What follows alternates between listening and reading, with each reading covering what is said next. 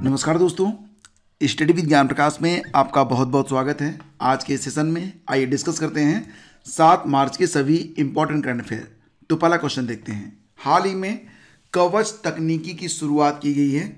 तो देखिए फ्रेंड्स, कवच तकनीकी जो है ये जो भारतीय रेलवे के द्वारा इसे शुरू किया गया है और इसके द्वारा क्या होगा कि 2 ट्रेनों की जो टक्कर है उसको रोका जा सकेगा। तो ऑप्शन ए यहाँ पर करेक्ट है।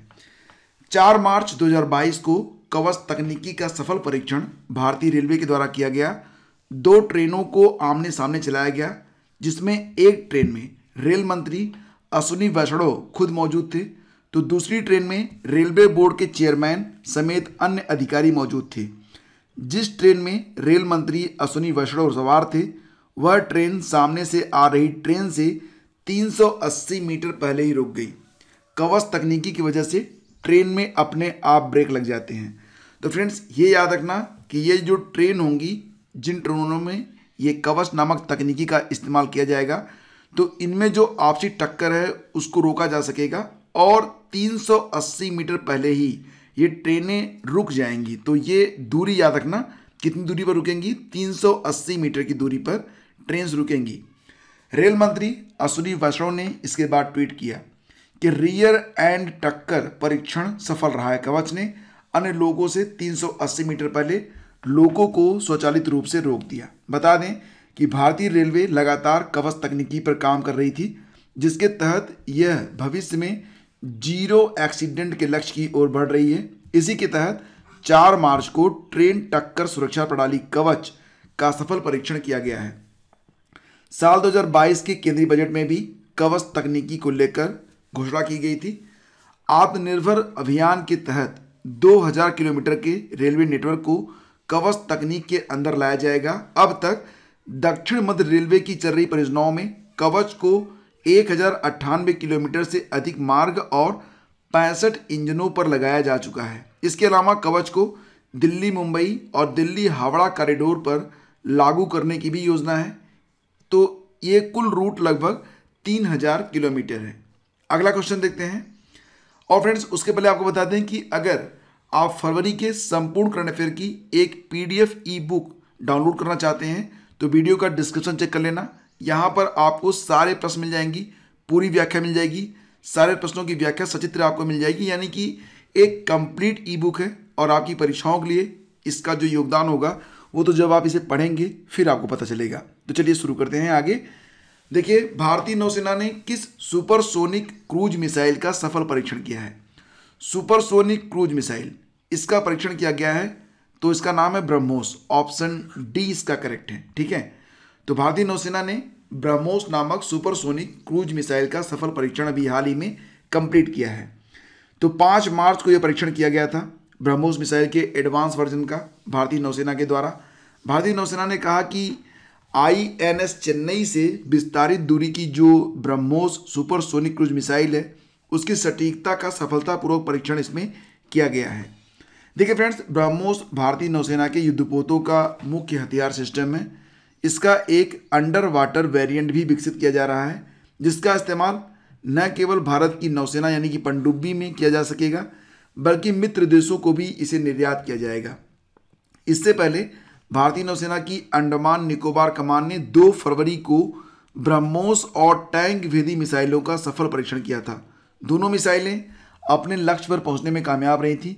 ब्रह्मोस और उड़न मिसाइल दोनों को याद रखना, ब्रह्मोस मिसाइल और उड़न मिसाइल ये सेना के इस्तेमाल के लिए तैयार हो गई हैं और दोनों जो मिसाइलें हैं ये स्वदेशी रूप से विकसित की जा रही हैं। हालांकि ब्रह्मोस मिसाइल में जो तकनीकी सहयोग है वो हमें रूस से मिल रहा है और भारत ने फिलीपींस के साथ ब्रह्मोस के निर्यात के लिए समझौता भी किया है। फिलीपींस पहला देश है जिसे भारत ब्रह्मोस की टेक्नोलॉजी नहीं बल्कि ब्रह्मोस मिसाइल को ही बेचने वाला है। ठीक है, बनाकर बेचेगा।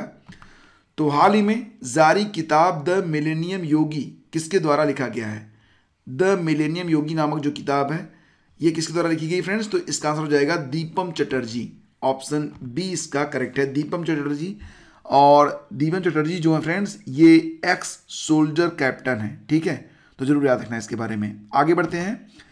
किस मंत्रालय ने स्वच्छाग्रह कार्यक्रम का आयोजन किया है? स्वच्छाग्रह सत्याग्रह से स्वच्छाग्रह, कहीं कहीं पर इस कार्यक्रम का नाम यह भी आपको मिलेगा, सत्याग्रह से स्वच्छाग्रह।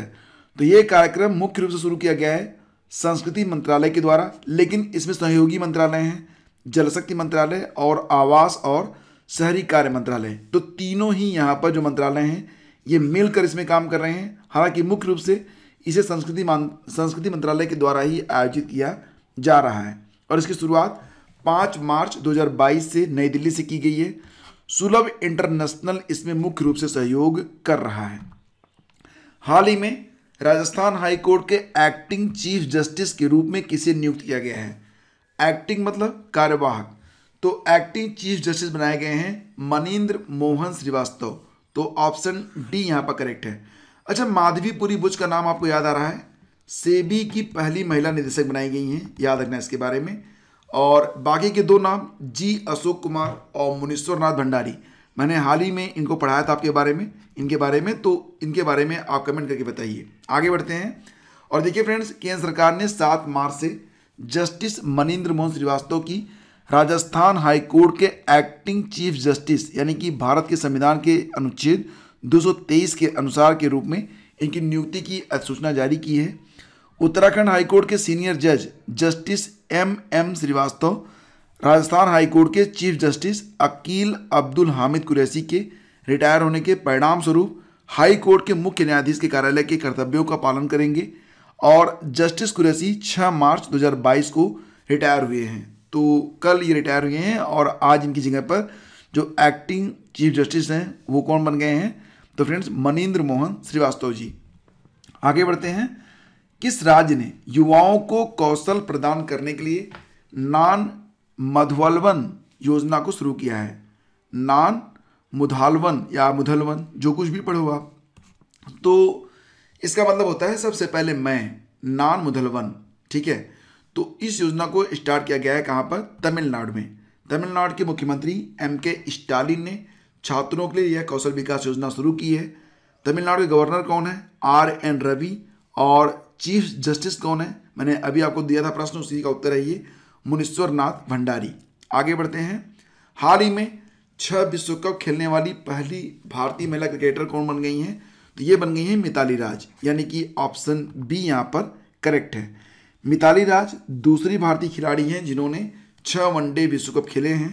उनसे पहले भारत के सचिन तेंदुलकर और पाकिस्तान के जावेद मियांदाद यह कारनामा कर चुके हैं। देखिए फ्रेंड्स, महिला विश्व कप जो कि वर्तमान में न्यूजीलैंड में खेला जा रहा है, तो महिला विश्व कप 2022 में भारतीय टीम ने काफ़ी शानदार शुरुआत की है। पहले ही मैच में भारत ने पाकिस्तान को हरा दिया है 107 रन से। 39 साल की मिताली राज भारत के लिए पिछले 22 सालों से क्रिकेट खेल रही हैं। उन्होंने साल 2000 में भारत के लिए पहला वर्ल्ड कप खेला था। इसके बाद 2005, 2009, 2013, 2014, 2017 और 2022 ये लगातार वो खेल रही हैं, मतलब 6 बार उन्होंने वर्ल्ड कप खेला।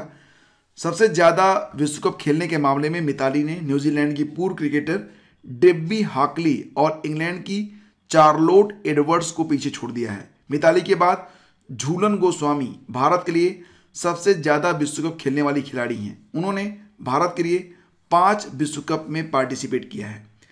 तो देखिए फ्रेंड्स, ये जो ICC women's cricket world cup है 2022 में, ये इसका 12वां संस्करण है और इसका आयोजन न्यूजीलैंड में किया जा रहा है, याद रखिएगा इसको। हाल ही में किस राज्य ने अवार्ड फॉर कॉलेज लेक्चरर योजना को शुरू किया है? तो अवार्ड फॉर कॉलेज लेक्चरर ये जो योजना है ये नई दिल्ली की योजना है, यानी कि दिल्ली में इसे चलाया जाता है और इसे आम आदमी पार्टी के द्वारा 2019 में स्टार्ट किया गया।